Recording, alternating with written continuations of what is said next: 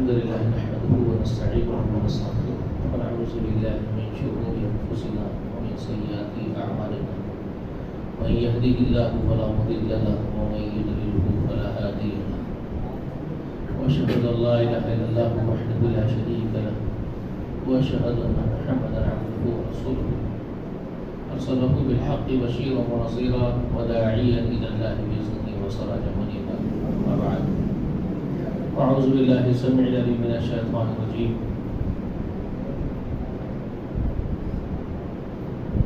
هو الذي أرسل رسوله بالهدى ودين الحق ليظهره على الدين كله ولو كره المشركون.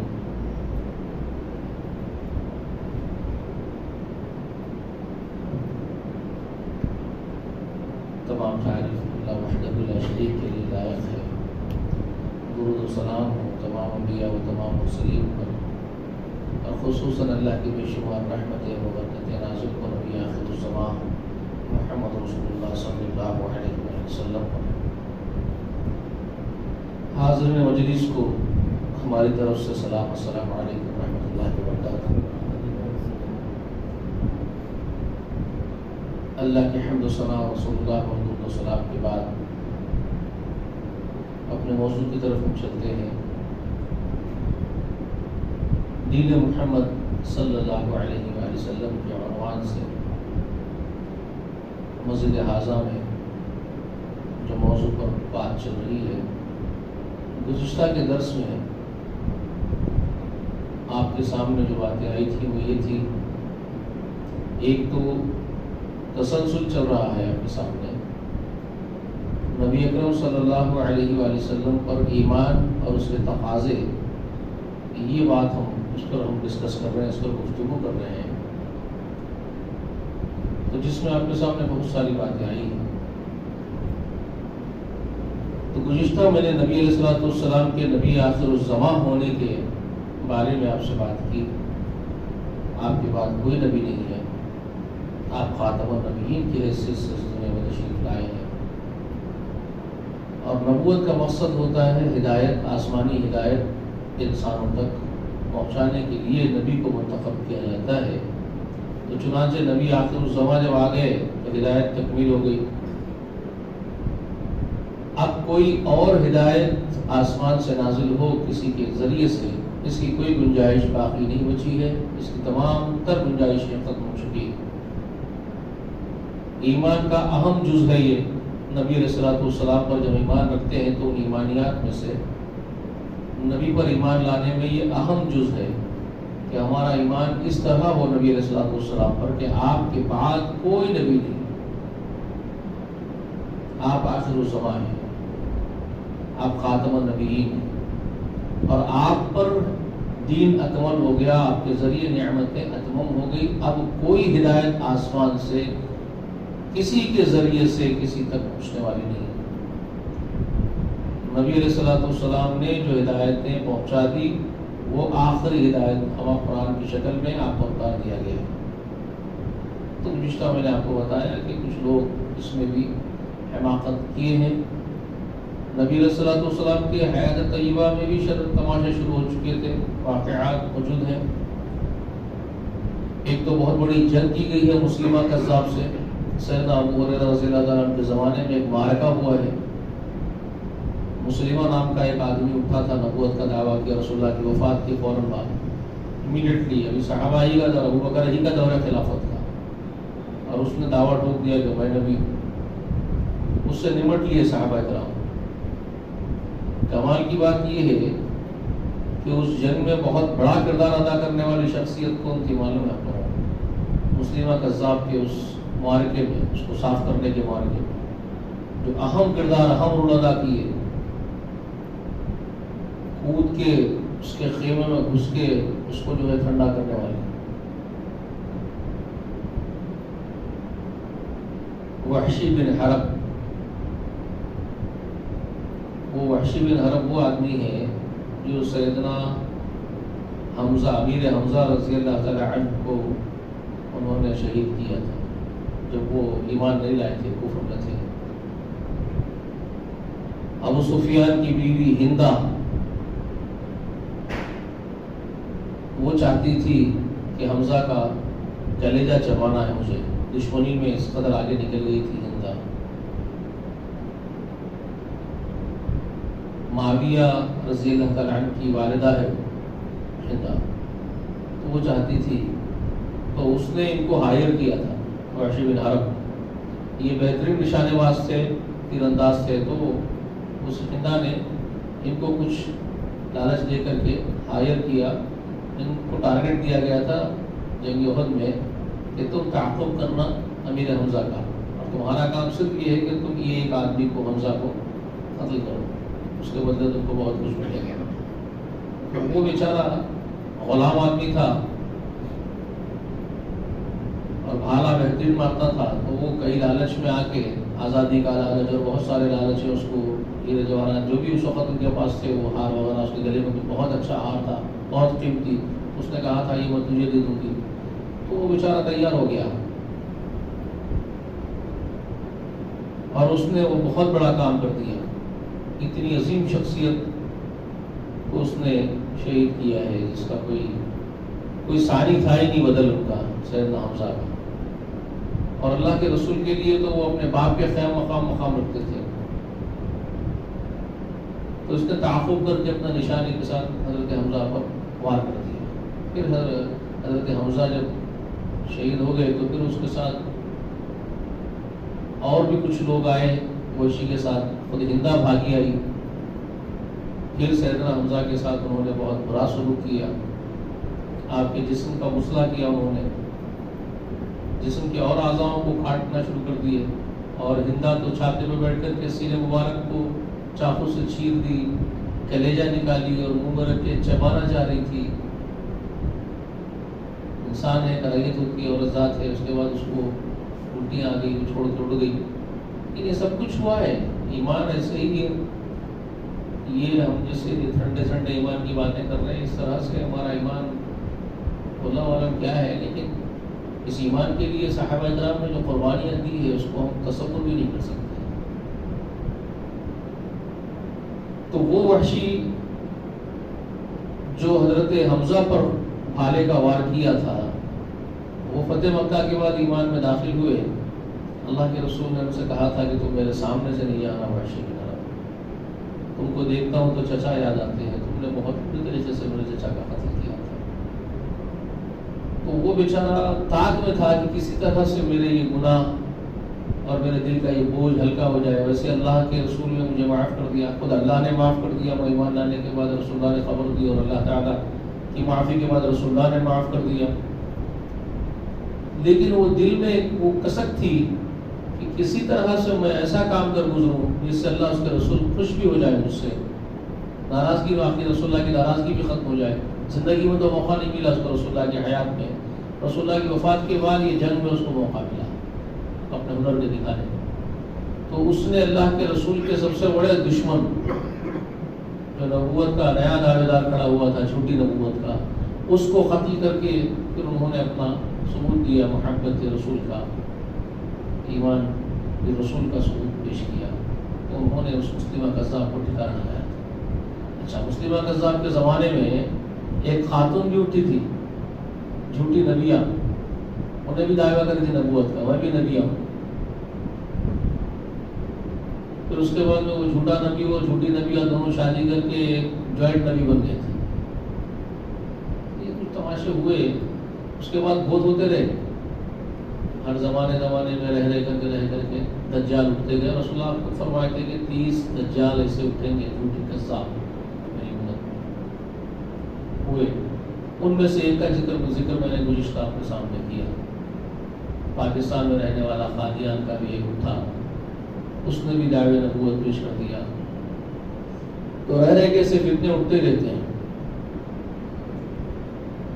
بہت سارے ہیں اور بھی کھل کے سامنے نہیں آتے، لیکن چھپے چھپے ہوئے یہ کام کرتے رہتے ہیں۔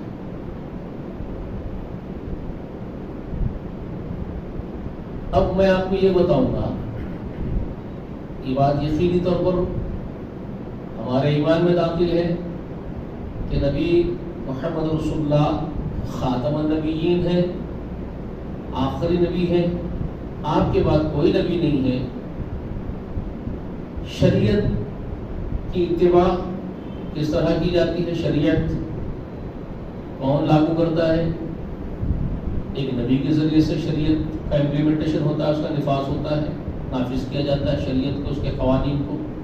اللہ تبارک و تعالیٰ نے شرعی قوانین کے نافذ کرنے کے لیے محمد رسول اللہ صلی اللہ علیہ وآلہ وسلم کو اللہ تعالیٰ نے بھیجا، مبعوث فرمایا، آخری نبی کی حیثیت سے آپ نے تمام شریعت کو نافذ کر دیا۔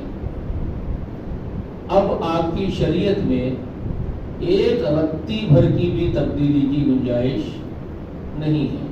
یہ بات بہت اہم ہے اور بہت اہم ہے، بہت اہم ہے یہ نقطہ۔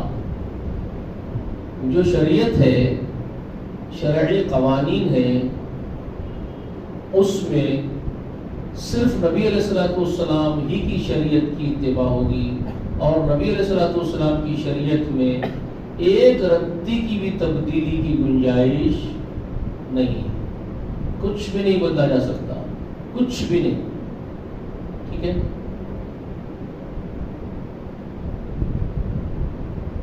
اگر کوئی اور دین آپ پسند کریں گے، کوئی اور طریقہ آپ کو پسند ہوگا، تو وہ آپ سے قبول نہیں کیا جائے گا۔ ان الدین عند اللہ الاسلام،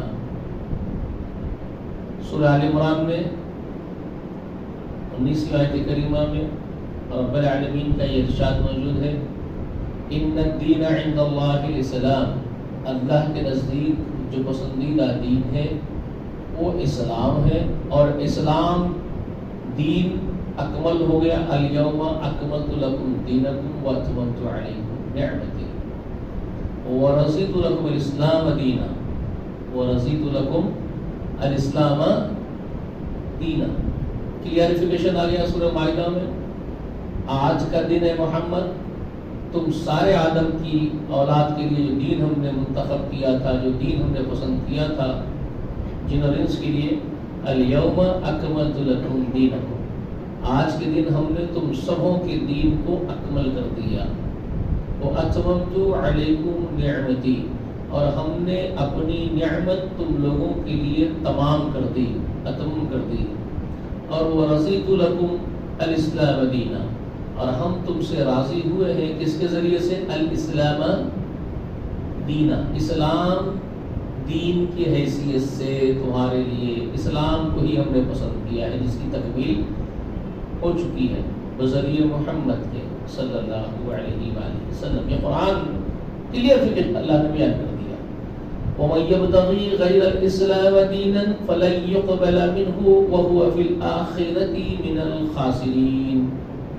قرآن کہہ رہا ہے سورہ آل عمران میں یہ، وَمَن يَبْتَغِي غَيْرَ الْإِسْلَامِ دِينًا، کوئی بھی تلاش کرنے والا اسلام کے سوا کوئی دین اگر تلاش کرتا ہے، لَن يُقْبَلَ مِنْهُ، تو وہ اس سے قبول نہیں کیا جائے گا، وَهُوَ فِي الْآخِرَةِ مِنَ الْخَاسِرِينَ، اور وہ آخرت میں نقصان اٹھا کر کے ہی رہے گا، وہ جہنم رسید ہی ہوگا، کوئی فائدہ اس کو نہیں پہنچنے والا ہے اگر دین محمد کو چھوڑ دے گا۔ دین اسلام یعنی دین محمد، دین محمد یعنی دین اسلام، سمجھ میں آگئی بات؟ دین محمد ہی دین اسلام ہے، دین اسلام ہی دین محمد ہے۔ اب آدم کا دین بھی وہی ہے، دین آدم بھی وہی ہے، دین محمد بھی وہی ہے۔ میں نے آپ کو کہا نا، اس کا پوری تفصیل بیان کر دی ہم نے۔ دین آدم، دین نوح، دین ابراہیم، دین موسیٰ، دین عیسیٰ، دین محمد، یہ ایک ہی دین ہے، دین اسلام، اور یہ اکمل ہو گیا ہے جناب محمد رسول اللہ پہ۔ اب قیامت کی صبح تک دین محمد کی حیثیت سے ہی یہ دین متعارف کیا جائے گا ہمیشہ۔ اس کی پہچان اب قیامت کی صبح تک محمد رسول اللہ کے آ جانے کے بعد اس دین کی پہچان ہوگی دین محمد کے ذریعے سے۔ ٹھیک ہے؟ اب اس میں کوئی تبدیلی کسی کی طرف منسوخ نہیں ہو سکتی۔ کلیئر؟ یہ ہو گیا۔ تو یہ نبی علیہ الصلوۃ والسلام پر ایمان اور اس کے تقاضے میں آپ کو بتا رہا ہوں۔ ایمان بالرسول یعنی ایمان بالمحمد۔ ٹھیک ہے؟ سمجھ میں آگئی بات؟ اب یہ کتنا ضروری ہے، اس میں اطاعت کے کتنے سخت احکام ہیں، وہ بھی گزشتہ میں نے آپ کو بہت ساری باتیں دکھائی، اور میں نے آپ سے کہا تھا یہ گزشتہ کے درس سے پہلے کے درس میں کہ کتنی سخت تاکیدیں ہیں، وہ بھی ضروری ہے جاننا آپ کو، کتنی سخت ہے تاکیدیں۔ ایک تو ایمان کے لیے نبی علیہ الصلوۃ والسلام کی مکمل تابعداری شرط ہے، اس کے بغیر ایمان ہی نہیں ہے۔ وہ تو آپ کے پاس لکھے ہوئے ہیں، آپ کو لکھا چکا ہوں میں، کہاں سے لکھا ہے یاد ہے آپ کو؟ بھول گئے؟ سورہ نساء کے ذریعے سے 65ویں آیت کریمہ، 64ویں آیت کریمہ، 65ویں آیت کریمہ، پورا کانٹیکسٹ ہے، ٹھیک ہے۔ اور اس میں نے وہ بھی تمام باتیں دکھا دی کہ کیا دوسروں کو ان کی اطاعت، ان کی اتباع کا کوئی حق حاصل ہے رسول اللہ کی اتباع میں؟ کہ کسی اور کی اتباع بھی ہو سکتی ہے؟ کیا ان کی اتباع کی بھی گنجائش ہے؟ تو یہ سارے اصول بھی کیا ہے اس کے اطاعت کے، وہ بھی میں نے آپ کو گزشتہ لکھا ہے، یاد ہے آپ کو؟ سورہ نساء کے ذریعے سے میں نے آپ کو بتایا تھا اطیعوا اللہ واطیعوا الرسول واولی الامر منکم، اللہ کی اطاعت کرو، رسول کی اطاعت کرو، اور اپنے اول الامر کی اطاعت کرو۔ اول الامر سے مراد کون لوگ ہیں یہ بتایا گا، کون لوگ ہیں اس سے مراد؟ ایک تو ہے اس سے جو اس کانٹیکسٹ میں جو بات چلی آ رہی ہے، جو کلیئرفیکیشن ہے اس میں، جو ایکسپلینیشن ہے اس کے اندر، قرآن مقدس جو ایکسپلین کر رہا ہے آپ کو، وہ کیا ایکسپلین کر رہا ہے؟ کون مراد ہے اولو الامر میں؟ تو حکمران، مسلمانوں کے جو حکمران ہوں گے، جو ان کے اوپر حکومت کا شعبہ قائم کر کے حکومت کے نظام کو چلائیں گے، وہ حکمران خلیفہ کی شکل میں، گورنرز کی شکل میں، قاضیوں کی شکل میں، یہ جو ایک نظام حکومت ہوتا ہے اس کے اوپر جو کارکردگی کرنے والے کارندے ہوتے ہیں، وہ لوگ مراد ہے اولو الامر میں۔ قرآن مقدس جو ایکسپلینیشن بیان کر رہا ہے، جو تشریحات بیان کر رہا ہے۔ لیکن عبداللہ ابن عباس رضی اللہ تعالی عنہما کے قول کے اعتبار سے میں نے آپ کو بات بتائی کہ جو فقہ کے علماء فقہ ہیں، سمجھدار علماء ہیں، جو مسائل کو اخذ کرتے ہیں کتاب و سنت سے، اور وہ مسائل سمجھاتے ہیں امت کو، تاکہ امت کے معاشرے کے لیے ضروری چیزیں ہیں۔ ہر کسی کو سمجھ میں نہیں آتا قرآن و سنت سے مسئلہ اخذ کر لینا، ہر ایک کے بس کی بات نہیں ہے، عوام الناس کے بس کی بات نہیں ہے۔ تو وہ کام کرنے کے لیے خاص گروہ ہوگا، وہ ائمہ اکرام وغیرہ جو کام کیے ہیں، چاروں ائمہ، تو میں وہ تفصیل بھی آپ کو بتا چکا ہوں۔ تو ان چاروں ائمہ کو علماء فقہ کی حیثیت سے تسلیم ہم کرتے ہیں، اور کرنا ہوگا ہم سب کو۔ کوئی ان کا انکار کر دے تو وہ گمراہی ہے، اگر کوئی چاروں ائمہ کا انکار کرے، ان میں سے کسی ایک کا انکار کرے تو وہ گمراہی ہے۔ لیکن میں ایک بات کی وضاحت گزشتہ بھی کیا ہوں، پھر کر دوں گا کہ چار ہی پر اتفاق کرنا بہت بڑی، یہ بھی ایک گمراہی کی شکل ہو سکتی ہے، یہ بھی ایک عجیب بات ہوگی کہ ہم لوگ صرف چاروں پر اتفاق کر لیں کہ یہی چار علماء فقہ تھے۔ یہ ایک تو بے عدلی بھی ہے، ناانصافی بھی ہے، ظلم بھی ہے دوسرے محنت کرنے والے علماء کا جو دین کی خدمتیں کی ہے، ان کے ساتھ ایک قسم کی زیادتی بھی ہے۔ یہ بات زیادتی بھی ہے، دین کی خدمت کرنے والے کیا یہ چاروں سے پہلے نہیں گزرے، چاروں کے بعد نہیں گزرے؟ اگر کوئی بولے چار امام برحق ہیں تو باقی جو ائمہ ہیں ان چاروں کے اساتذہوں میں جو گزرے وہ ناحق ہیں، یا ان چاروں کے جو شاگردوں میں ہیں وہ ناحق ہیں، آپ کھل کے بات کیوں نہیں کرتے؟ تو یہ لوگ ایک تماشا بنا کے بیٹھے ہیں ملت کے اندر، یہ ساری ملت ذمہ دار ہے اس کی۔ یہ ہے اس امت کی بڑی خطاؤں میں سے اور اجتماعی خطاؤں میں سے خطائیں، اس کو ماننے کوئی تیار نہیں ہے، بڑے بڑے لوگ ماننے تیار نہیں ہے اس کو۔ اس امت کی بدنصیبی ہے یہ کہ اس میں بہت بڑے بڑے مقام رکھنے والے گزر گئے، مگر انہوں نے اس پر بات کرنے کو مناسب نہیں سمجھا، اس کی زحمت گوارا نہیں کی، کبھی اس کی اصلاح کرنے کی فکر نہ ان کے اندر پیدا ہوئی، نہ انہوں نے اس کی اصلاح کے بارے میں سوچا۔ سب اندھوں کی طرح سے اس تصور کو قبول کرتے چلے گئے، اور یہ تصور میں نہیں سمجھتا کہ یہ حق بجانب ہے، یہ تصور صحیح نہیں ہو سکتا ہے، کسی قیمت پہ صحیح نہیں ہو سکتا ہے۔ انسانی فطرت اس کو کبھی نہیں قبول کرے گی اگر کسی کے پاس فطرت انسانی باقی ہے۔ آپ حضرات بھی نہیں برداشت کر سکتے. میں آپ کو جب کھول کے بتاؤں گا آپ بھی کہیں گے کہ ہاں یہ غلط ہے. پھر کیوں اتنے بڑے بڑے علماء گزر گئے جنہوں نے اس کو قبول کر لیا, اس تصور کہ 4 ائمہ پر ہم 4 میں سے کسی ایک کی تقلید کرنا واجب. یہ ایک عجیب و غریب بات تھی. یہ عجیب و غریب بات چلی آ رہی ہے برسوں صدیوں سے اور چل رہی ہے اب بھی, مگر یہ بہت عجیب ہے, بہت عجیب ہے, بہت عجیب ہے.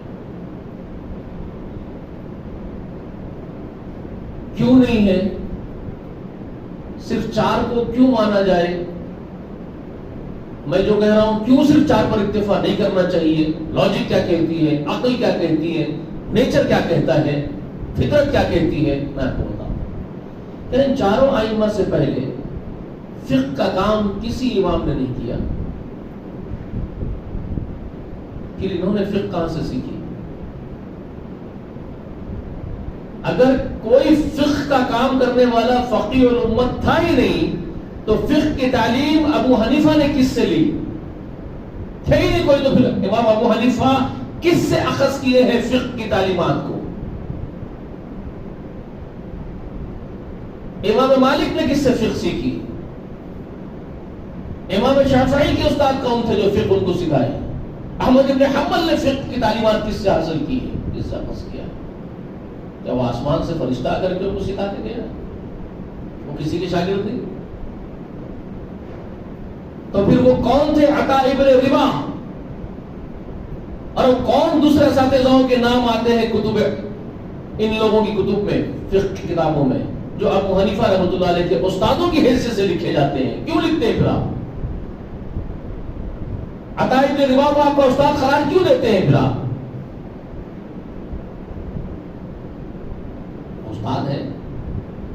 اور ان کے بارے میں یہاں تک لکھتے ہیں کہ بہت بڑے فقیہ تھے, بہت بڑے مفتی تھے. عطا ابن ربا بہت بڑے مفتی تھے, بلکہ یہاں تک لکھا جاتا ہے کہ صحابہ کرام میں سے بعض لوگ فتاووں کے لیے عطا ابن ربا کے پاس لوگوں کو بھیجتے تھے کہ جاؤ عطا ابن ربا اس کا بہت بڑا عالم ہے, اس سے سیکھو, اس سے پوچھو مسئلے کا حل, فتوا اس سے لو. صحابہ کرام بھیجتے تھے ان کی طرف. اور آپ کی 200 صحابہ سے ملاقات ثابت کرتے ہیں. تاریخ میں عطا ابن ربا کی ملاقات 200 صحابہ کرام کے ساتھ ثابت کی جاتی ہے. اتنا بڑا عالم, اس کے نام کی کوئی مسلک وجود میں نہیں آیا, کوئی ایک گروپ وجود میں نہیں آیا ان کے نام سے. پھر ابو حنیفہ کے شاگردوں میں بھی بہت بڑے نام آتے ہیں. حکومتوں کی طرف سے منتخب مفتیان تھے, فقیہ علماء تھے, قاضی بنائے گئے تھے. حکومت کے قاضی بنائے گئے تھے. ان کے شاگردوں میں سے ایک شاگرد کا نام آتا ابو یوسف. ان کی کنیت ہے ابو یوسف, ان کا نام یعقوب. یعقوب ان کا نام ہے. قاضی یعقوب کہتے ہیں ان کو تاریخ میں, یا ابو یوسف کہتے ہیں کنیت, کیونکہ بیٹے کا نام یوسف رکھ لیا. ان کا نام یعقوب تھا تو انہوں نے وہ ناموں کی جو ہے محبت میں, یعقوب کے بیٹے یوسف تھے علیہ السلام, تو انہوں نے اپنے بیٹے کا نام یوسف رکھا تو ابو یوسف کہلائے. وہ وقت کے بہت بڑے قاضی تھے یعقوب, فقیہ عالم تھے. پھر ایک نام آتا ہے امام ابو حنیفہ کے شاگردوں میں محمد. انہوں نے بھی ایک کتاب لکھی ہے فقہ کی, جیسے امام مالک نے فقہ کی ایک بہت بڑی کتاب, حدیث بھی اس کا حدیث کی کتاب ہے اور فقہ کی کتاب ہے. موطا امام محمد کے نام سے انہوں نے بھی کتاب لکھی. امام مالک کتاب کا نام موطا امام مالک ہے, تو انہوں نے بھی ایک موطا لکھی, موطا امام محمد. بہت بڑے وقت کے وہ بھی فقیہ تھے. ان کے نام کی کوئی جماعت وجود میں نہیں ہے. تو 4 پر اتفاق کر دیتے تو پھر یہ کیا ہے؟ یہ سب ناحق ہے, تو یہ زیادتی ہوگی, یہ اچھی بات نہیں ہے. یہ 4 ہی نہیں بلکہ یہ 4 بھی ہیں اور بھی ہیں. ہاں یہ ہو سکتا ہے کہ ان 4 نے بہت بڑا کام انجام دیا ہو, اللہ ان کے کاموں کو قبول فرمائے, ان کی خدمات قبول کرے اللہ. لیکن ان کی طرف منسوب کر کے 4 فرقے بنا دینا اور ڈویژنز وجود میں لے آنا, مسلمانوں کے 4 ٹکڑے بنا دینا, یہ کسی بھی طرح سے درست بات نہیں ہے. اور قرآن مقدس کے ذریعے سے تو بالکل بھی اس بات کو ثابت آپ نہیں کر سکتے ہیں کہ اس کی گنجائش نہیں نکال سکتے ہیں، اگرچہ کہ آپ کروڑوں بہانے کر لیں۔ آپ جو آیات پیش کرتے ہیں تخلیق کے جواز میں، کہیں سے بھی آپ کے لیے سوٹیبل نہیں ہے، کہیں سے بھی نہیں۔ آپ سورہ انعام پیش کر کے کہتے ہیں کہ جس طرح 25 نبیوں کا ذکر کرنے کے بعد اللہ نے کہا نبی علیہ الصلوۃ والسلام کو کہ تم ان لوگوں کی ہدایت کے راستے پر چلو، یہ ہدایت یافتہ لوگ تھے، تم ان کی اقتدا کرو۔ آپ یہ آیت پیش کر کے آپ یہ ثابت نہیں کر سکتے کہ یہ نبی علیہ الصلوۃ والسلام کو قرآن مقدس سورہ انعام میں اللہ تعالیٰ کی طرف سے یہ حکم آیا کہ ان 25 نبیوں کا جو آپ کے سامنے نبی ہم ذکر کر رہے ہیں یہ ہدایت یافتہ اللہ کے بندے تھے یہ نبی، تو تم انہی کی اقتدا کرو۔ اقتدا کو تقلید کے ساتھ آپ نہیں جوڑ سکتے۔ اقتدا کرنا الگ بات ہے، تقلید کرنا دوسری بات ہے۔ اقتدا کے ہم بھی قائل ہیں، ہم بھی کہہ رہے ہیں ان چاروں اماموں کی اقتدا کی جائے گی، ہم بھی وہی بات کہہ رہے ہیں ان چاروں ائمہ کی، بلکہ چاروں ائمہ کی کہنا بھی میں کہہ رہا ہوں کہ زیادتی ہے، بلکہ جتنے فقہ کے ائمہ کرام گزرے ہیں ان ائمہ فقہ کی اقتدا کی جائے گی، ائمہ حدیث کی اقتدا کی جائے گی قرآن کی روح سے۔ جو قرآن اقتدا کا حکم دیتا ہے ہم اس کو سراغوں پر رکھتے ہیں، اور ہم کہتے ہیں صحابہ کی، تابعین کی، تبع تابعین کی، ائمہ کرام کی، محدثین اعظام کی اقتدا کی جائے گی، ان بزرگان دین کی اقتدا کرنا بالکل جائز ہے، قرآن کا حکم ہے۔ اقتدا میں اور تقلید میں بہت بڑا زمین و آسمان کا فرق ہے۔ اقتدا کہتے ہیں ہدایت یافتہ لوگوں کے نقش قدم پر چلنا، اور تقلید کہتے ہیں بغیر کسی دلیل کے طلب کیے ہوئے اندھے بن کر کے اس کی بات کو ماننا۔ تقلید کا تعارف یہی ہے، اور یہ خود لکھتے ہیں جو تقلید کے اصول مرتب کیے اور تقلید کے مذہب کو وجود میں لے آئے ہیں، یہ لوگ خود اپنے مذہب کے، اس تقلیدی مذہب کے بارے میں خود لکھتے ہیں کہ تقلید کا نام کیا ہے، تقلید کا تعارف کیا ہے، یہ خود ہی اس کو کلیئر کرتے ہیں اپنے کتابوں میں۔ کہتے ہیں کہ مقلد کا تعارف یہ ہے کہ مقلد مطلقاً جاہل ہوتا ہے، یہ لکھتے ہیں، اور مقلد کے لیے اس بات کا اس کو حق نہیں ہے مقلد کو کہ وہ دلیل طلب کرے اپنے امام سے۔ جس امام کی وہ تقلید کر رہا ہے اس مقلد کو اپنے امام سے دلیل طلب کرنے کا حق حاصل نہیں ہے۔ اگر وہ اپنے امام سے دلیل پوچھے گا، جو کہ دلیل پوچھنا عالم کا کام ہے، علم والے کا کام ہے، علم ہو تو ہی دلیل پوچھی جا سکتی ہے، اور مقلد تو مطلقاً جاہل کا کام ہے تقلید کرنا۔ یہ خود لکھتے ہیں مقلد تقلید کرنا تو جاہل کا کام ہے، جاہل تقلید کرے گا، تو جاہل جب تقلید کرے گا تو وہ ہے ہی جاہل، تو اس کو کیا حق ہے کہ وہ علم دلیل پوچھے؟ اس کو حق نہیں دلیل پوچھنے کا۔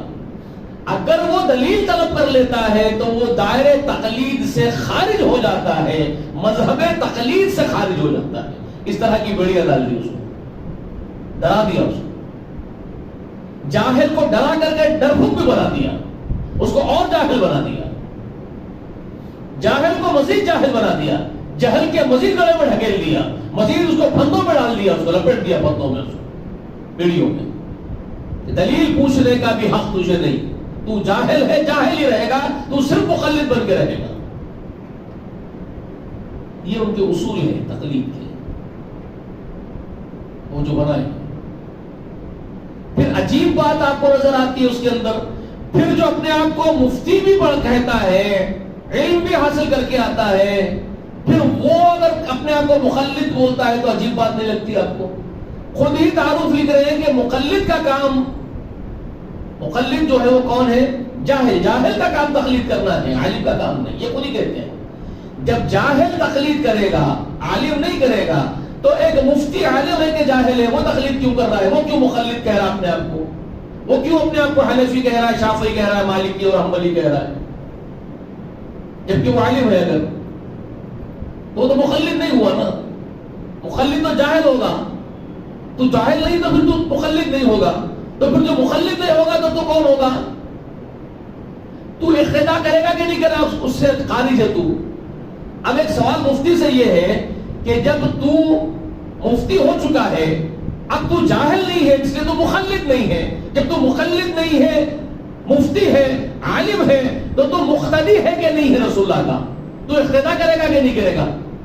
علماء کی اقتدا کرے گا کہ نہیں کرے گا؟ دوسرے ائمہ کی، دوسرے علماء کی اقتدا کرے گا کہ نہیں کرے گا؟ تو کیا بولے گا؟ جواب کیا ہے اس کے پاس؟ کیا اقتدا بھی نہیں کرے گا؟ جس سورہ انعام سے تو جواز پکڑا تقلید کا، وہ اقتدا کے ضمن میں ہے۔ اقتدا تو مفتی بھی کرے گا، کیونکہ اقتدا تو محمد رسول اللہ کریں گے جو کائنات کے سب سے بڑے عالم ہیں۔ اللہ نے محمد رسول اللہ کو حکم دیا تم اقتدا کرنا ان نبیوں کی، تو ان نبیوں سے بھی اونچا مقام کس کا ہے؟ جو نبی علیہ السلام سے پہلے گزر گئے، سوالات انبیاء، ان سب سے زیادہ علم اللہ نے کس کو عطا کیا؟ سوالات انبیاء سے زیادہ علم اللہ نے کس کو دیا ہے؟ نبیوں میں محمد رسول اللہ کو دیا ہے سب سے زیادہ علم۔ نبوت کا جو علم ہے اس کا کمال محمد رسول اللہ پر ہوگا، اکمل ہو گیا ہے، وہ نعمت اتمام ہوگی۔ سب سے بڑے عالم اس وقت کائنات کے محمد رسول اللہ کے بعد ہے، لیکن محمد رسول اللہ کو قرآن حکم دے رہا ہے کہ آپ ان نبیوں کی اقتدا کریے۔ تو اتنا بڑے عالم محمد رسول اللہ کو حکم ہے قرآن کا، اب اقتدا کریں گے تو اقتدا تو ہر عالم کو حکم ہو گیا نا اس کا۔ اقتدا الگ ہو گئی، تقلید الگ ہو گئی۔ تقلید تو تم کہہ رہے ہو تقلید، اور تقلید تم تعارف بھی پیش کر رہے ہو کہ وہ تو جاہل کا کام ہے۔ جب جاہل کا کام ہے تو پھر عالم کیا بولے گا؟ اپنے آپ مخلد بولے گا؟ عالم اپنے آپ کو مخلد بولے گا؟ جی، لیکن عجیب بات یہ ہے کہ ان کو پوچھو تو یہ خود ہی کہتے ہیں کہ ہم حنفی ہیں، کوئی مفتیان کہتے ہیں کہ ہم شافعی ہیں، کچھ مفتیان کہتے ہیں کہ ہم حنبلی ہیں، کچھ مفتیان کہتے ہیں کہ ہم مالکی ہیں۔ اگر تم لوگ مخلد ہو تو پھر عالم کہاں ہے؟ علماء کہاں ہے پھر؟ اگر تم مخلدین ہو تو علماء کہاں مر گئے؟ اگر تم علماء ہو تو پھر تم مخلدین نہیں ہو۔ جب تم مخلدین نہیں ہو اور تم مسلمان ہو، جب تم مخلدین نہیں ہو اور تم متقی بھی ہو سکتے ہو، مسلمان بھی ہو سکتے ہو، مخلد نہ ہوتے ہوئے بھی، تو پھر اہل الحدیث جو صحابہ کرام کی، تابعین کی، ائمہ کرام کی، محدثین کی اقتدا کر رہے ہیں، تقلید نہیں کر رہے ہیں، وہ کیوں گمراہ ہو رہے ہیں تمہارے پاس؟ وہ فرقے کو آپ گمراہ فرقہ کیوں کہہ رہے ہو؟ جو تقلید کے بارے میں کہتا ہے کہ ہم مخلد نہیں، ہم تقلید نہیں کریں گے، تو تم ان کو طعنہ کیوں دیتے ہو؟ تو یہ غیر مخلدین لوگ ہیں، یہ گمراہ لوگ ہیں، کیوں کہتے ہیں؟ غیر مخلدین ہوتے تو میں گمراہ کیوں تمہارے پاس؟ اگر مخلد نہ ہونا گمراہی ہے تو تم پہلے یہ طے کرو کہ تم مخلدین ہو یا غیر مخلدین ہو۔ تم تقلید نہیں کرتے ہو تو یہ کہیں گے کہ ہم مخلد ہیں، تو پھر تم علماء نہیں رہو گے۔ اگر تم مخلدین ہو تو تم علماء نہیں رہو گے تمہارے اصول کے اعتبار سے، کیونکہ تم کہہ رہے ہو کہ جاہل کا کام ہے تقلید کرنا، عالم کا کام نہیں ہے، عالم تقلید نہیں کرے گا۔ تو تم کیا ہو گئے؟ تم عالم نہیں رہے تو تم خود جاہل ہو گئے۔ تو جاہل سے کیا فتویٰ لینا؟ تم سے کیا فتویٰ لینا؟ تم سے کیا دین پوچھنا؟ تم تو جاہل ہو، تو تم پلٹ جاؤ گے، پلٹ کے کہو گے نہیں نہیں نہیں، ہم تو عالم ہیں، جاہل تقلید کرے گا، عالم نہیں کرے گا۔ تو تم تقلید نہیں کرو گے نا، تم عالم ہو تو تم تقلید نہیں کرو گے تو تم مسلمان ہو۔ تقلید نہ کرنے کی وجہ سے بھی مسلمان رہ سکتا ہے آدمی، تقلید نہ کر کے بھی رہ سکتا ہے۔ تو تقلید نہ کر کے بھی مسلمان اور اچھا عالم رہ سکتا ہے، مفتی رہ سکتا ہے، تو اہل حدیث گمراہ کیوں جو تقلید نہیں کرتے ہیں؟ تو یہ عجیب بات نہیں ہے، آپ کو سمجھ میں نہیں آ رہی ہے کلیئر؟ یہ کیسی حرکتیں ہیں یہ جو کی جاتی ہے، illogical باتیں۔ بات سمجھ میں آ گئی آپ کو؟ تو اتنی بڑی ملت، اتنی بڑی امت یہ اس پھندے میں پھنسی ہوئی ہے، اس جال میں پھنسی ہوئی ہے، اس ٹریپ میں۔ یہ ایک ٹریپ ہے۔ اب یہ ٹریپ کیسے بنا، کس نے بنایا؟ تو میں سمجھتا ہوں یہ عزازیل نے، ابلیس لعین نے یہ ٹریپ بنایا ان لوگوں کو پھانسنے کے لیے، اور پھانس دیا اس کو ملت کو۔ میرا گمان، میں مسلمانوں کو کیوں بدگمانی کر کے کہوں کہ وہ مفاد پرست تھے، انہوں نے کر دیا، میں ایسا نہیں کہوں گا، مجھے نہیں معلوم کیا ہوا، لیکن میں یہ سمجھ رہا ہوں کہ سازش ہے شیطان لعین کی، اس نے ٹریپ بنا کر کے مسلمانوں کو الجھن میں ڈال دیا، الجھا کے رکھ دیا گتھی کو، اور پھنسا دیا اس ٹریپ کے اندر۔ ابھی اس سے نہیں نکل پا رہے ہیں مسلمان، اس سے نہیں نکل پا رہے ہیں، پھنس گئے اس کے اندر۔ آئی بات سمجھ میں آپ لوگوں؟ یہ لوگ اور دلائل پیش کرتے ہیں. فَاسْأَلُوا أَهْلَ الذِّكْرِ إِن كُنتُمْ لَا تَعْلَمُونَ والی آیت کو لا کر کے بھی اپنے تخلیق کے جواز میں لگاتے ہیں. پھر وہ بات ان سے کٹ جاتی ہے, انہی کی دلیل ان سے کٹ جاتی ہے. فَاسْأَلُوا أَهْلَ الذِّكْرِ إِن كُنتُمْ لَا تَعْلَمُونَ, یہ کیا مطلب ہے اس کا؟ اگر تمہیں علم نہ ہو تو اہل ذکر سے دریافت کر لیا کرو, اہل علم سے پوچھ لیا کرو. تو یہ تقلید کیسے ہوئی؟ اہل علم قرآن کا جو حکم ہے اس حکم پر عمل کرنے والا اگر اس آیت پر عمل کرتے ہوئے علماء کے پاس جا کر کے جو مسئلہ اس کو نہیں معلوم ہے, اس کے پاس وہ علم نہیں ہو کسی مسئلے کا, تو وہ علماء سے رجوع ہو کر کے علماء سے وہ مسئلہ پوچھ رہا ہو, تو وہ تقلید کیسے ہوئی؟ تقلید تو وہ ہے کہ دلیل ہی نہ پوچھے, یہاں تو دلیل پوچھنے کا حکم ہے. فَاسْأَلُوا أَهْلَ الذِّكْرِ میں تو دلیل پوچھنے کا حکم آ رہا ہے قرآن سے. جی جاؤ جاننے والے علماء سے پوچھو تو تم کو وہ کتابوں کی اور نبیوں کی تعلیمات کی روشنی میں دلائل کے ذریعے سے تمہاری رہبری کریں گے, تمہاری رہنمائی کریں گے اہل کتاب. یہ اس وقت کے جاہلوں سے کہا جا رہا ہے جو کچھ نہیں جانتے تھے, مشرکان عرب, ان سے کہا جا رہا ہے کہ تمہیں کتاب میں کیا باتیں لکھی ہوئی, آسمانی کتابوں کی تعلیمات کیا ہے, نبیوں کی باتیں کیا ہے, تم لوگوں کو نہیں معلوم. وہ اعتراض کر رہے تھے نبی علیہ السلام کی نبوت پہ. کون؟ مشرکان عرب, جاہل بدوی جو لوگ تھے, مشرکان عرب جو لوگ تھے, وہ بتوں کی پوجا کرنے والے, وہ اس بات پر اعتراض کرتے تھے نبی علیہ السلام کی جو نبوت کا دعویٰ رسول اللہ پیش کر رہے تھے. تو وہ کہہ رہے تھے تم کیسے رسول ہو, ما لہذا الرسول, یہ رسول کیسا رسول ہے جی, یمشی فی الارض, زمین میں چلتا ہے, کھانا کھاتا ہے, بازاروں میں جاتا ہے, بازاروں میں جا کر کے زمین پہ چلتا پھرتا ہے, کھاتا پیتا ہے, یہ رسول کیسے ہو سکتا ہے؟ جو ہم جیسا بشر ہے, ہم جیسا آدمی ہے, یہ کیسا رسول ہو سکتا ہے؟ تو اعتراض کر رہے تھے نبوت محمد پر. ان کو اعتراض کس وجہ سے ہو رہا تھا کہ بشری تقاضوں کو دیکھ کر کے وہ بھاگ رہے تھے. رسول اللہ کے بشری تقاضے ان کے پڑھنا نہیں پڑ رہی تھی کہ نبی ہے تو بشر کیسے, ہمارا جیسا کھانے پینے والا کیسا. ان کی سوچ یہ تھی کہ اگر کوئی رسول نبی اللہ کا ہو تو وہ کھانا نہ کھائے, پانی نہ پیے, اس کی بیوی نہ ہو, اور وہ جو سوچے ہو جائے اس کے سامنے. وہ جو سوچتے تھے یعنی ما فوق الفطرت, فطرت انسانی جو ہے وہ سمجھتے تھے کہ فطرت انسانی سے ما فوق الفطرت کوئی شخصیت ہو تو وہ ہو سکتا ہے کہ اللہ کا بھیجا ہوا پیغمبر ہو, مگر یہ تو ہماری فطرت پر ہے تو پیغمبر کیسا, وہ اللہ کا نمائندہ کیسا. یہ سوچ ان کو کھا جاتی تھی اور پریشان تھے. تو اس کے جواب قرآن مقدس میں اللہ تبارک و تعالی نے بے شمار مقامات پر دیے. سورہ احقاف میں اس کا جواب دیا, سورہ بنی اسرائیل میں اس کا جواب دیا, بہت سارے مقامات پر اللہ نے کا جواب دیا. اللہ نے کہا سورہ انبیاء میں ابتدا میں ہے غالباً اس کا جواب, سورہ انبیاء کی ابتدا میں آپ پڑھیں گے اس کا بہت خلاصے کے ساتھ جواب دیا گیا. اس میں یہ بات بھی کہی گئی ہے فَاسْأَلُوا أَهْلَ الذِّكْرِ إِن كُنتُمْ لَا تَعْلَمُونَ. اللہ نے فرمایا کہ جتنے رسول ہم نے بھیجے ہیں ان سے پہلے, محمد سے پہلے, کسی رسول کو ہم نے نہیں بھیجا مگر جتنے رسول ہم نے بھیجے وہ سب کے سب مرد تھے. وَمَا أَرْسَلْنَا رَسُولًا وَمَا أَرْسَلْنَا مِنْ قَبْلِكَ, وہ نکالیے آپ سورہ انبیاء نکالیے, آپ کو سمجھ میں آ جائے گا. ہم نے کسی رسول کو نہیں بھیجا آپ سے پہلے إِلَّا رِجَالًا نُوحِي إِلَيْهِمْ, اللہ نے فرمایا مگر وہ سب کے سب مرد تھے جن کی طرف ہم نے اپنی وحی کی ہے.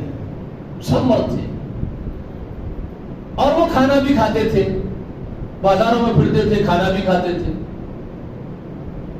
سورہ انبیاء کے بالکل ابتدا میں تھوڑا آگے جائیے, 5-6 آیت آگے بڑھ کر کے آپ دیکھ لیجیے.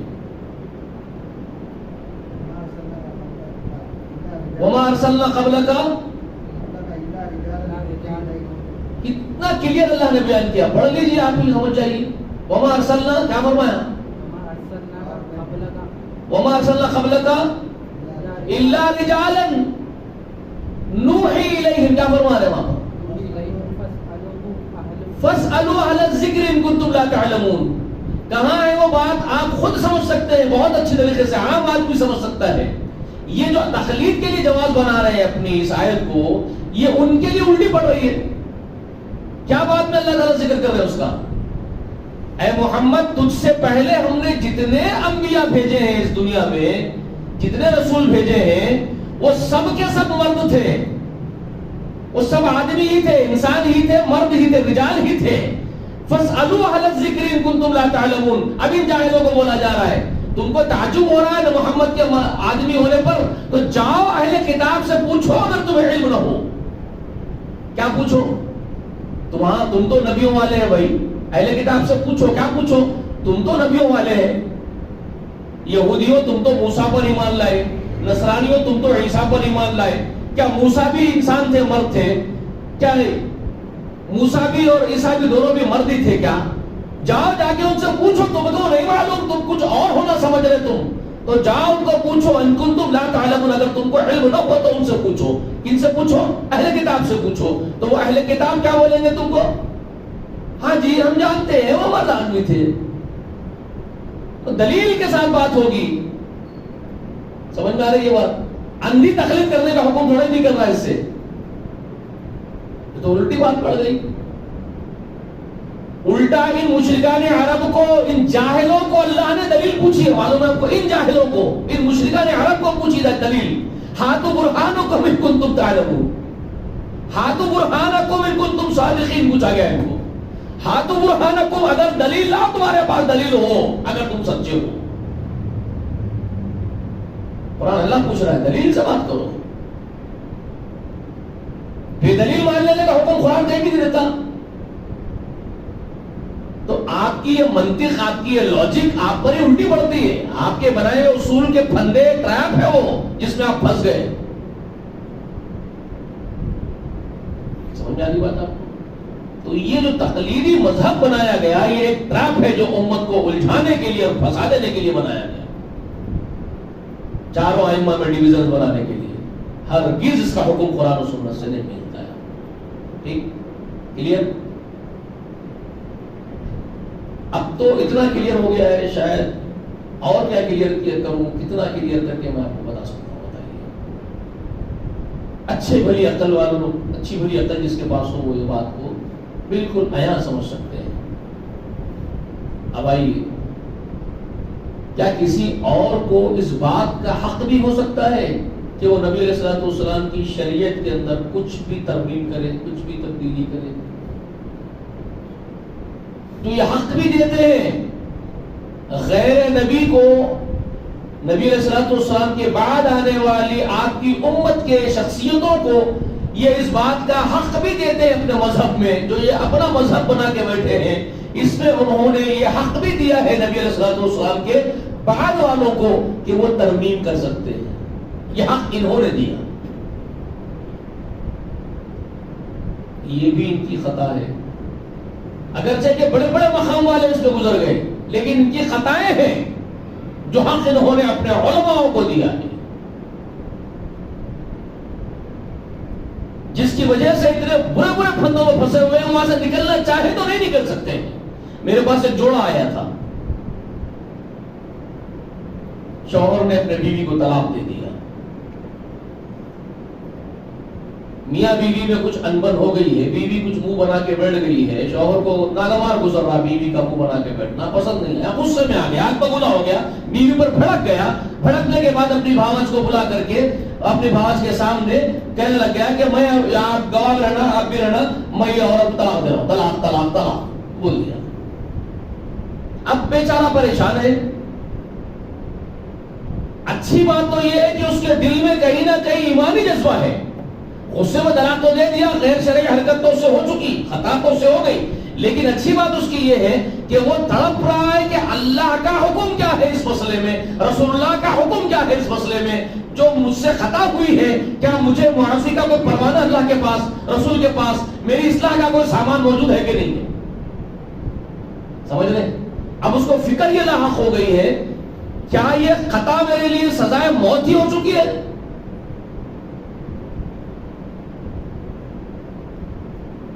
اس پر مجھے سزائے موت ہی ملنے والی ہے یا میرے لیے چھٹکارے کا یا معافی کا کوئی پروانہ موجود ہے اللہ کی تعلیم میں، رسول اللہ کی تعلیم میں؟ وہ ڈھونڈ رہا ہے. ڈھونڈتے ڈھونڈتے وہ بہت سی جگہ گیا.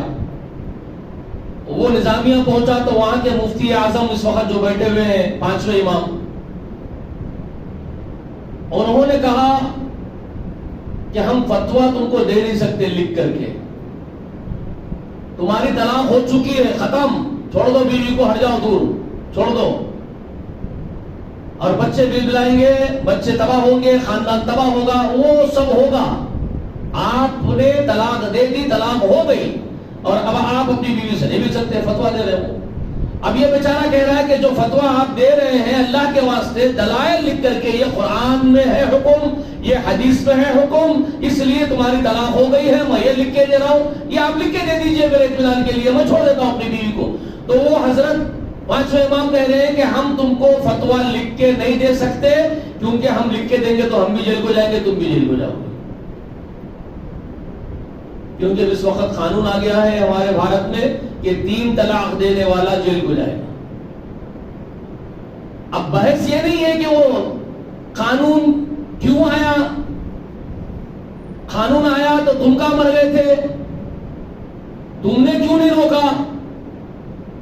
قانون جب آیا تو تم زندہ نہیں ہو، مردے ہو، تم اتنی بڑی تعداد میں ہو، 20 کروڑ ہو، روکے کیوں نہیں قانون کو؟ بات بنوانا تھا نا، پرائم منسٹر صاحب سے، پی ایم صاحب سے ٹائم لینا تھا، جا کے بیٹھ کے ان کو دلائل پیش کرنا تھا، ہمارے پاس گنجائش ہے بولنا تھا، جوڈیشری سسٹم کو پورا اٹھا کے بٹھا دینا تھا، جانا تھا، بیٹھنا تھا، دلائل پیش کرنا تھا. تم نہیں مان لیے، لاگو ہو گیا. ہم بھی کہتے ہیں غلط لاگو ہوا، جیل کو بھیجنا اس کا سزا کا، اس مسئلے کا حل نہیں ہے. 3 طلاق دینا ناجائز ہے، اسلامی شریعت کے خلاف ہے. پی ایم مودی جی کو ہم یہ اطمینان دلا سکتے ہیں کہ یہ اسلامی تعلیمات نہیں ہے، غلط ہے یہ طلاق جو 3 مرتبہ دی جا رہی ہے ایک ہی مجلس میں. طلاق باعث کر کے بیوی کو ہٹا رہا، یہ غیر شرعی ہے. پورے ہندو بھائیوں سے کہتے ہیں غلط ہے، لیکن مودی صاحب آپ جو کریں وہ بھی غلط ہے. سزا دینا اس کا حل نہیں ہے نا. آپ جیل کو بھیج دیے تو بیوی روڈ پہ آ جاتی نا، بچے روڈ پہ آ جاتے نا. تو آپ تو یہ کام کریں گے، آپ کو دشمنی جو ہے کلمہ پڑھنے والوں سے، تو آپ دشمنی میں آ کر کے یہ کام کریں گے، اور کام کر دیا. اب ان کی پھٹی پڑی ہوئی ہے، لکھ کے دیں گے تو جیل کو ہم بھی جائیں گے، یہ بھی جائیں گے جی. تو یہ بول رہے ہیں اس بیچارے کو کہ ہم لکھ کے نہیں دے سکتے. آپ ہو رہے نا، ہو گئی آپ کی جاؤ، وہاں سے ہٹا بیچارہ کسی اور جگہ گیا. اور ایک بہت بڑے کانخواہوں کا 6ویں امام کا مدرسے کو پہنچا. دیکھیے یہ سب کیسے لوگ ہیں. ایک مفتی کے پاس پہنچا جو سڑک پر ہے، بنگلور کے ہائی وے پر بہت بڑا مدرسہ، کانخواہ صاحب بیٹھتے وہاں پہ، اور ان کے اسلاف میں مرنے والوں میں ایک اچھے آدمی کا قائم کردہ مدرسہ ہے. آدمی اچھا تھا، وہ اچھے لوگوں کا نام لے سکتے ان کی اچھائی کا ذکر کرتے ہوئے. تو ہمارے عاقل حسامی صاحب جو ہمارے بیچ نہیں ہے، اچھے آدمی تھے، عدل پسند آدمی تھے. ان کے پاس بھی ایک بار ایسا کیس ہو گیا تھا، تو ان کے بارے میں بہت اچھی باتیں ہم کو بتائی گئی. ایسے ہی ایک آدمی طلاق اپنی بیوی کو دے کے پریشان بھٹکتے پھر رہا تھا. تو عاقل صاحب کے پاس بھی گیا، جیسے سب کے پاس گیا تو سب ایک ہی فتویٰ دیے تھے، ہو گئی طلاق، ہو گئی طلاق. تو عاقل صاحب بھی بولے تھے ہو گئی طلاق.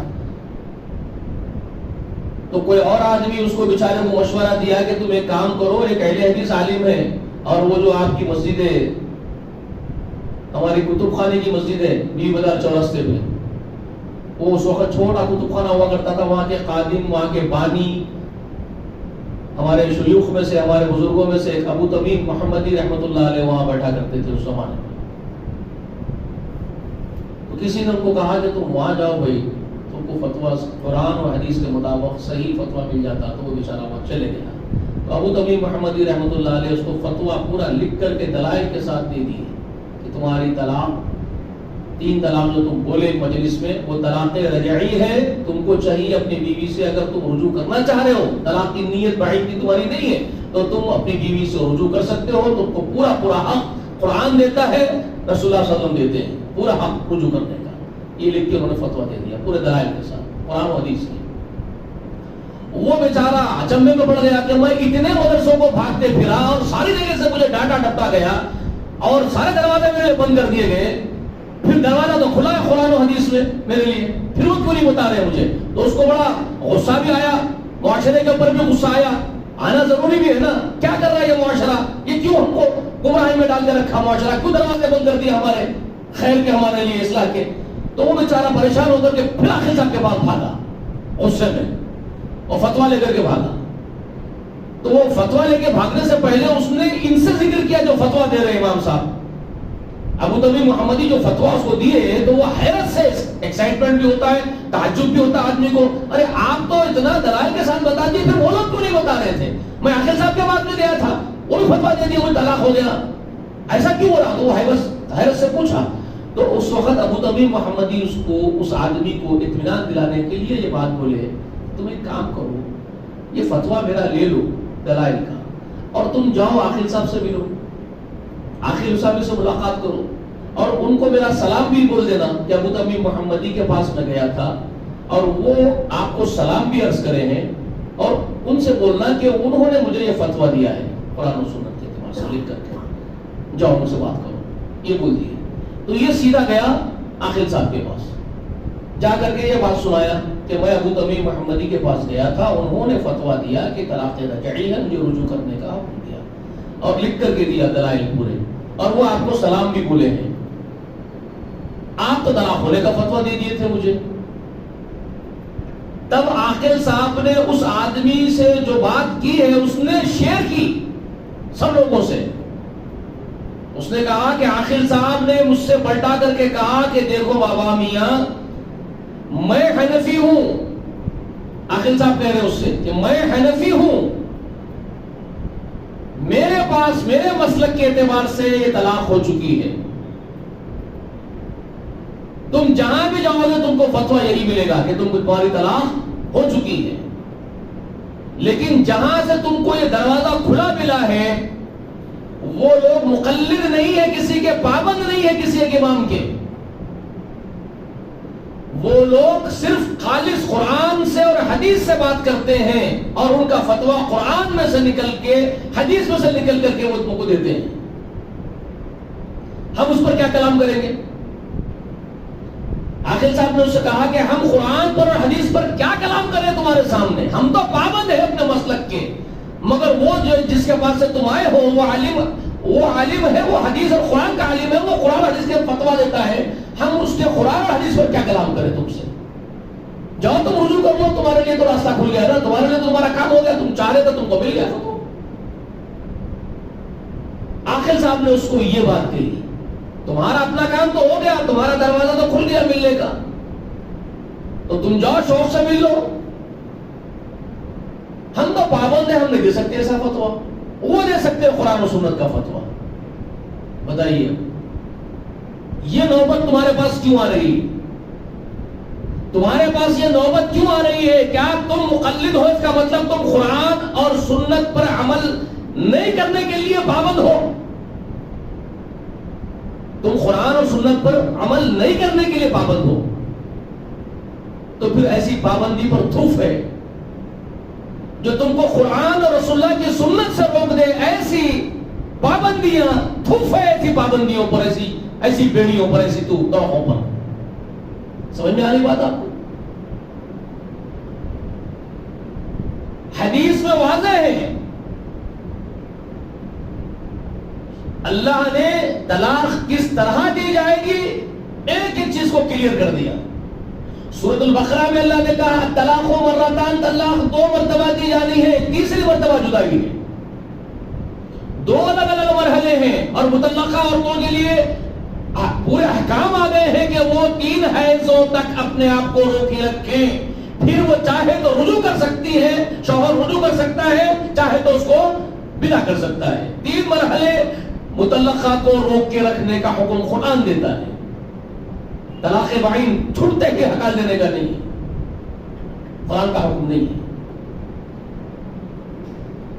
سورہ طلاق کی ابتدائی آیات تو اتری اس لیے ہے کہ حضرت حفصہ کو رسول اللہ صلی اللہ علیہ وسلم نے طلاق دے دی تھی, ابن کثیر علیہ رحمہ نے وہ پورا واقعہ بھی نقل کیا ہے کہ رسول اللہ صلی اللہ علیہ وآلہ وسلم نے بنفس نفیس حضرت حفصہ کو طلاق دے دی اور وہ اپنے مائکے کو واپس آ بھی گئی، رسول اللہ کے گھر سے واپس بھی مائکے کو بھی آ گئی۔ تب اللہ رب کبریا نے آیتیں نازل کی، یا ایھا النبی اذا طلقتم النساء، اے نبی تمہاری امت اگر اپنی عورتوں کو طلاق دو تو ان کے عدت کے دن چھپا کر کے دو۔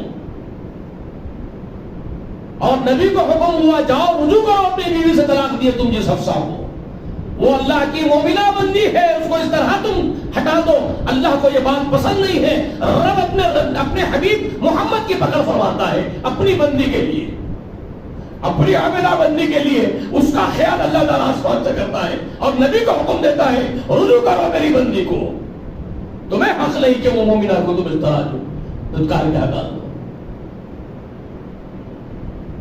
نبی کو رجوع کروا دیا اللہ نے عرش سے حکم دے کر کے۔ سورہ طلاق کی آیتیں اتری اسی کے لیے۔ طلاق دینے کا پورا طریقہ اللہ نے ایکسپلین کر دیا، طلاق کیسے دی جائے گی۔ منمانی طلاق تم نہیں دے سکتے، نبی سے کہہ دیا جا رہا ہے کہ تمہاری منمانی طلاق کا طریقہ نہیں چلے گا، تم جس طریقے سے چاہو گے طلاق دینے کے لیے آزاد نہیں ہو۔ طلاق دینے کے لیے تم لوگ آزاد نہیں ہو میرے بندوں، میرے حکم کے مطابق طلاق دینا ضروری ہے، تم آزاد نہیں ہو جیسے منمانی طلاق دے دو۔ یہ قرآن ایکسپلین کر رہا ہے کہ ایک چیز کو پورا ڈیفائن کرتا ہے۔ سورہ طلاق پورا اسی پر ہے، شروع کا حصہ پورا سورہ طلاق۔ رو کے رکھو اپنے بیویوں کو، کہہ رہے اللہ تعالیٰ رو کے رکھو، تم بھی روکے رہو، جلد بازی مت کرو طلاق دینے میں۔ وَمَن يَتَّقِ اللَّهَ يَجْعَلْ لَهُ مَخْرَجًا، اللہ سے ڈرتے ہوئے پرہیزگاری کر کے رہو، ہو سکتا ہے اللہ تعالیٰ تمہارے لیے کوئی صورت نکالے مل جانے کی، کوئی صورت اللہ ہو سکتا ہے کوئی پیدا کرے، تو مجرد کرو گے تو صورت کہاں سے نکلے گی؟ قرآن کہہ رہا ہے، سمجھ میں نہیں بات؟ تخلیق کے ساتھ رہو، اور جو تخلیق کے ساتھ زندگی گزارے گا ہو سکتا ہے اللہ تعالیٰ اس کو راستہ نکالے گا، اس سے ہم نکلنے کا مصیبت سے۔ طلاق کوئی چھوٹی بات تھوڑی ہے، بہت بڑی مصیبت ہے، وہ ایک معاشرے کی تباہی ہے اس کے ذریعے سے۔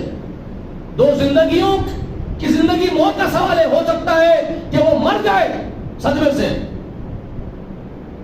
آپ کے لیے بہت آسان ہوگی طلاق، ایک بیوی اپنے شوہر کو چھوڑ دے، اس کے صدمے سے ہو سکتا ہے اس کو ہٹا کے جائے مر جائے، یا ہو سکتا ہے شوہر بڑا محبت کرنے والا اس کے بغیر نہ جی سکے، وہ گل کے مر جائے۔ چھوٹی بات تھوڑی ہے، بچے بلک رہے ہوں گے، بچے روڈ پہ آ جائیں گے، کوئی معمولی بات تھوڑی ہے طلاق، بہت بڑی بات ہے۔ اور اس کے لیے اللہ تعالیٰ نے اتنا آسان رکھ دیا کہ 3 بار طلاق طلاق بولتے ہیں، اتنا بڑا رشتہ، عظیم رشتہ ختم، قصہ ختم کر دیں گے اس کا، جی ایسا تھوڑی۔ تو رسول اللہ صلی اللہ علیہ وسلم نے غیر شرعی دی جانے والی منمانی طلاقوں کو رجوع کروایا، اس کا دلائل موجود ہے۔ ابن کثیر رحمۃ اللہ علیہ نے اپنی اسی طلاق کی سورہ طلاق کی تفسیر میں، سورہ طلاق کے تفسیر کے اندر وہ خود دلائل پیش کرتے ہیں کہ حضرت عمر کے بیٹے عبداللہ ابن عمر رضی اللہ تعالی عنہ نے اپنی بیوی کو حیض کی حالت میں طلاق دے دی۔ بیوی حیضہ تھی ان کی عبداللہ کی، وہ طلاق دے دیے۔ سیدنا عمر رسول اللہ کے پاس دوڑے پہ آئے، بہت بڑی بات ہے، اسی لیے تو آئے نا باپ، تم جیسے معاشرہ نہیں تھا نا، وہ طلاق کو معمولی سمجھ رہے، ناڑا نہیں ڈالی طلاق بول دیے۔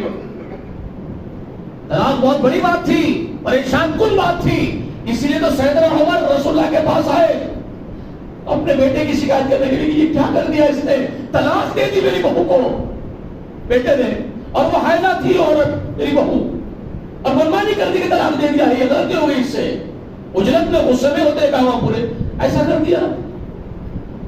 تو رسول اللہ صلی اللہ علیہ وسلم نے کہا عبداللہ سے کہو عمر میرا حکم سناؤ، نبی اللہ حکم دے رہا ہے، اللہ کی شریعت یہی ہے، اللہ نے مجھے حکم دیا، نبی کو حکم دیا نا، اللہ نے نبی کو اپنے حکم دیا اپنی بیوی حفصہ کو رجوع کرنے کا، تو تم حکم دو کہ غیر شرعی منمانی طلاق نافذ نہیں ہوگی، اس کو کہنا رجوع کر لو اپنی بیوی سے، جب وہ پھر متحر ہو جائے، غسل کرے، تب سوچنا دینا ہے کہ نہیں دینا ہے۔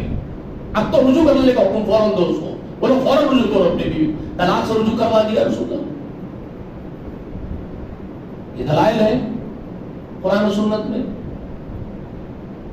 حضرت رکانہ کے پوترے حدیث بیان کرتے ہیں مجھ سے ابو داؤد شریف میں، اتنی کلیئر حدیث ہے، وہ اتنی کلیئر ہے کہ آپ سنو. رکانہ، حضرت رکانہ اپنی بیوی کو طلاق دے دیے تھے.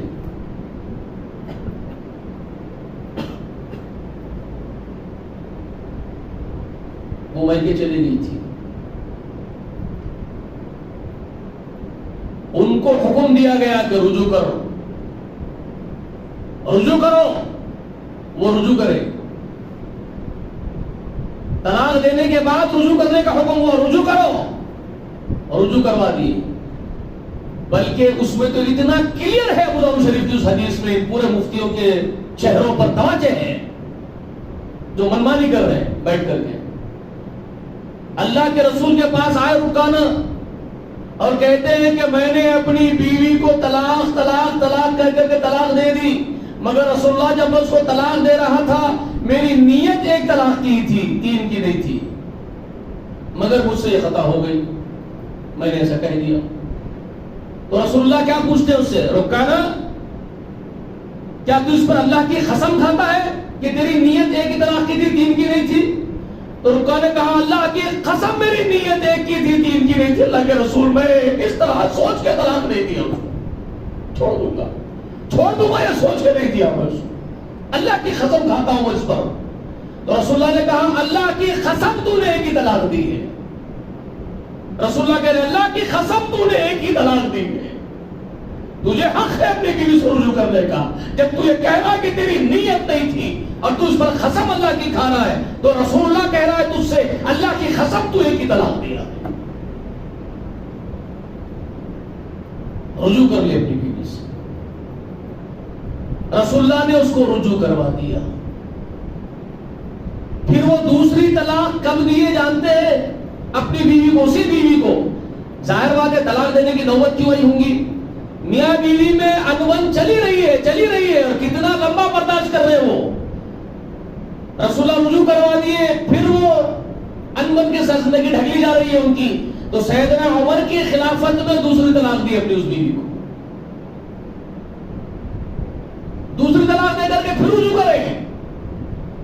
اور طلاق بائن اور آخری طلاق اس کو حضرت عثمان کی خلافت میں دیے ہیں. حضرت عثمان کی خلافت میں تیسری طلاق دی ہے. یہ ابو داؤد شریف میں واقعہ موجود ہے. جی کیا معلوم ہو رہا ہے اس سے؟ اجلت ہے جب ہی گھر کو بھیج دیں گے. قرآن و سنت کیا گائیڈ لائنز آپ کے سامنے رکھ رہی ہے پورے. رسول اللہ رجوع کروا رہے ہیں نا، دلائل نہیں ہے. مگر آپ پابند ہیں اپنے مسلک کے، اپنے اس ٹاپ میں پھنسے ہوئے ہیں، وہاں سے نکل نہیں سکتے. آپ مجبور ہو گئے اور مجبور کر دیا گیا آپ کو، یہ جھانسے میں ڈال کر کے، یہ جھوٹے جھانسوں میں پھنسا کر کے آپ کو مجبور کر دیا گیا. آپ اللہ کے اس رسول کے بتائے ہوئے احکام پر عمل کرنے کے لیے اب آزاد نہیں رہے. آپ اس قدر مجبور ہو گئے ہیں اور بولنا پڑ رہا آپ کو کہ ہمارے پاس ہو گئی ہوئی، ہم کیا کریں گے، ہم تو مجبور ہیں. اور یہاں جب وہ بیچارہ گیا جو میرے پاس آیا تھا، یہ عاقل صاحب کے بنائے ہوئے مدرسے میں جو آج بیٹھے ہوئے کان خواہ مفتی صاحب، ان کا حال تو وہ سنا رہا ہے. بیچارہ اپنی بیوی کے ساتھ وہ گیا وہاں پر، تو وہ بھی وہی کہہ رہے اس سے طلاق ہو گئی ہے تمہاری طلاق. تو یہ بیچارہ ان سے بھی وہی بادب پوچھ رہا ہے، بول بھی رہا ہے ان کو، یہ بول رہا ہے کہ میں ان کو بول بھی رہا ہوں حضرت جی مفتی صاحب میں بادب آپ سے پوچھ رہا ہوں کہ مجھے لکھ کے دے دیجئے، اللہ کے واسطے دلیل بتا دیجئے، یہ حکم کے اعتبار سے یا حدیث کے اعتبار سے تو طلاق ہو گئی. تو انہوں نے کہا، وہ کہہ رہا ہے بیچارہ کہ سر اٹھائے مفتی صاحب غصے سے، سر اٹھا کے کہتے ہیں ہم بول رہے سمجھ میں نہیں آ رہا تجھے، تیرے طلاق ہو گئی ہے تیری، پھر کیا بحث کر رہا ہمارے سے. مفتی صاحب کا یہ انجام خنڈوں جیسا، خنڈوں کی طرح کا بیہیویئر. اور جب وہ بولا کہ میں تو کوئی بگڑ کے آپ سے بات نہیں کر رہا ہوں، آپ تو ارے تورے پہ آ گئے، میں تو باادب آپ سے بات کر رہا ہوں، دلیل پوچھ رہا ہوں، تو فوراً چیخا مار کے 4 آدمیوں کو بلا لیے مفتی صاحب اندر سے، ادھر دلیل کو نکالو یہاں سے، اور اس کو اٹھا کے لا کے گیٹ کے باہر لا کے پھینک دیے اس کی بیوی کے ساتھ. لیکن جاؤ اس کو یہاں نظروں سے ہمارے دو گستاخ ہوئی. تو سر خراب کرنے کے اگر حکومت ان کی ہوتی تو باہر پھینک دیا اس کو. یہ ان کا دین ہے، یہ ان کا دھرم ہے. جی یہ ہے دین. آپ اس طرح مجبور ہو گئے آپ. بتائیے میرے بھائی، آپ پابند تھے اللہ اس کے رسول کی شریعت کے فالو کرنے کے لیے نا. ان کے پاس لے کر کے دلیل حضرت ابن عباس رضی اللہ تعالی عنہ کے وہ اقوال ہیں. ابن عباس رضی اللہ تعالی عنہما کے پاس ایک آدمی آتا ہے، اس نے کہا میں نے اپنی بیوی کو 3 مرتبہ طلاق طلاق طلاق بول دی ہے. یہ ائمہ فقہ کے سردار ہے، یہ عبداللہ ابن عباس رضی اللہ تعالی عنہ کوئی معمولی ائمہ شخصیت نہیں ہے. بولنے والے کا انداز، اس کا کیریکٹر، اس کے چند الفاظ سے ہی بھاپ لیتے ہیں. لفافے کو دیکھ کے خط پڑھ لینے والے جو بولتے ہیں نا، وہ ان لوگوں میں سے ہوتے ہیں. ان لوگوں میں سے ہوتے ہیں وہ دورندیش اور بھوتبار. جب اس کو دیکھے کہ وہ اتنی ڈھٹائی سے آگے بات کر رہا اور طلاق دے دیا میرے یہ روح کو، کیا کروں میں بولے تو سمجھ میں آ رہا ہے کیا ہے، انہیں کیا شروع کری تھا اس کے بیوی کے ساتھ، اتنا ہاٹا ہے انہیں. تب انہوں یہ بات بولے حضرت عبداللہ ابن عباس رضی اللہ تعالی عنہما کہ ایک آدمی بڑے ڈھٹائی کے ساتھ اپنی بیوی کو 3 مرتبہ طلاق طلاق طلاق بول کے طلاق بعین دے دیتا ہے، اور پھر ہمارے پاس آ کے ڈھٹ ہو کے کھڑے ہوتا ہے اور بڑی بے غیرتی اور ڈھٹائی سے ہمارے سے بات کرتا ہے اور کہتا ہے کہ اپنے بیوی کو 3 طلاق دے دیا، میرا کیا فیصلہ کرتے کرو. اس کا انداز دیکھو. تب کہا جا تیری بیوی تجھ پر حرام ہے، ہمیشہ کے لیے نکل یہاں سے. تب نکال دیا.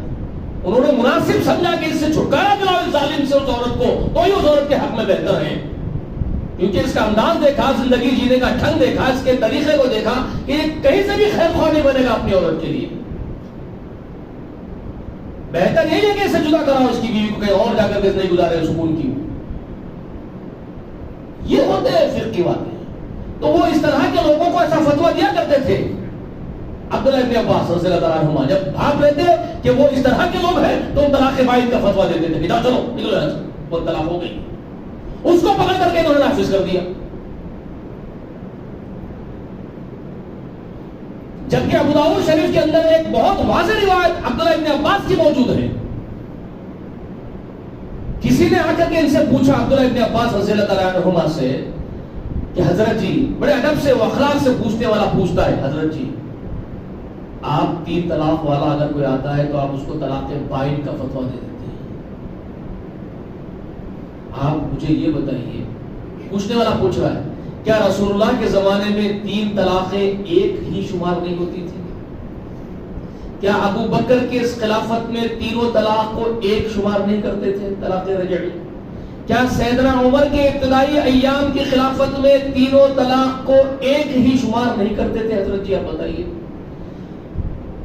تب حضرت عبداللہ ابن عباس رضی اللہ تعالی عنہما کہتے ہیں کہ بالکل تو سچ کہہ رہا ہے.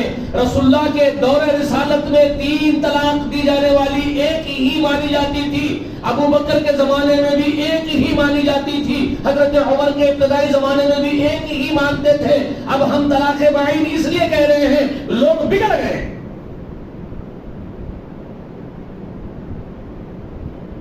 بات سمجھ میں آئی؟ اب شریعت کس کی چلے گی؟ اب یہاں پر رک جاتے ہیں. اب بات کرتے ہیں کہ شارح کون ہے، شریعت کس پر ختم ہوئی؟ محمد رسول اللہ کی شریعت قیامت کی صبح تک لاگو ہوگی یا ترمیم کرنے کا کسی کو حق ہے؟ اب اصول پر بات آتی ہے. اب بات اصول پر لائیں گے، اب قانون پر بات لائیں گے. اب رتبے مرتبے بلندیاں سب سراخوں پر ہے. سیدنا عمر کا رتبہ سراخوں پر، ابن عباس کا رتبہ سراخوں پر، سب رکھیں گے. اب بات قانون پر لائیں گے، اصول پر لائیں گے. اب بات کریں گے کہ حق محمد رسول اللہ کو حاصل ہے، قیامت کی صبح تک ان کی شریعت لاگو رہے گی، یا اس میں ترمیم کا کسی کو حق ہے. اب سوال یہ ہوگا اب کیا بولیں گے آپ؟ اب کیا بولیں گے اس کے بعد؟ جی اب ہم آگے کے درس میں آپ سے بات کرتے ہوئے اس بات پر بات کریں گے کہ کیا رسول اللہ کی نافذ کردہ شریعت کے اندر تبدیلی کرنے کا، ترمیم کرنے کا حق کسی کو حاصل ہو سکتا ہے یا کسی کو دیا جا سکتا ہے، کسی کو ہے، بات اس پر ہوتی ہے۔ یہاں روکتا ہوں میں، سمجھ میں آئی بات آج کی؟ آپ کو آج کا درس سمجھ میں آیا؟ کلیئر؟ اب اس کے بعد محمد رسول اللہ صلی اللہ علیہ وسلم کہ ہی شریعت کو قیامت کے صبح تک امپلیمنٹ کیا جائے گا، یا اس رسول اللہ کے امپلیمنٹ کردہ دین میں کچھ ترمیم کر دینے کا حق کسی کو ہے کیا؟ اگر ہے تو پھر اہل کتاب کہاں سے خطا کار ہوئے ہیں؟ اگر ہے ترمیم کر دینے کا حق، نبی پر اترنے والی شریعت کو تبدیل کرنے کا اگر حق ہو علماء کو، تو پھر اہل کتاب لعنت زدہ کیوں، غدار کیوں؟ انہوں نے کیا کیا؟ انہوں نے بھی وہی کیا، سہولت کے اعتبار سے ترمیم کی۔ کیا رسول اللہ نے بھی ایسی سہولت آپ کو دے کر کے رخصت ہوئے ہیں ترمیم کرنے کی؟ کیا رسول اللہ بھی ایسی سہولت چھوڑ کے رخصت ہوئے کیا ترمیم کر دینے کا حکم گنجائش رکھتے گئے کہ دنیا سے رکھ کے چلے گئے کیا؟ تو بات اس پر کرتے ہیں۔ معلوم ہوگا نا کون حق پر ہے، کیا حق ہے، کیا غلط ہے، کیا صحیح ہے، پتہ تو چلے۔ ٹھیک ہے؟ جو اتنی بڑی جمع غفیر جماعتوں کی جماعتیں مخلد بن کے پھر رہی ہے دندناتے ہوئے، اور جائز سمجھ رہے ہیں اس کو، اور یہ دین کا تیا پاچا کرتے پھر رہے ہیں، اور ایک چھوٹی سی جماعت کو ہضم نہیں کر سک رہے، برداشت نہیں کر سک رہے، جو محدثین کی جماعت ہے، اہل الحدیث کہلاتے ہیں، جو صاف ستھرے چشمے سے سیراب ہوتے ہیں قرآن و سنت سے، ان کو برداشت کرنے تیار نہیں۔ تو انشاءاللہ آپ لوگ آئیں گے ضرور انشاءاللہ۔ اللہ سے دعا ہے کہ اللہ تعالی ہم سب کو حق سمجھنے کی توفیق عنایت فرمائے۔ اللہ ہم کو زندہ رکھ، اسلام پر، ایمان پر زندہ رکھ، ہمارا خاتمہ ہو تو خیر کے ساتھ ایمان پر ہو۔ آمین وآخر دعوانا ان الحمد للہ رب العالمین۔ السلام علیکم ورحمۃ اللہ وبرکاتہ۔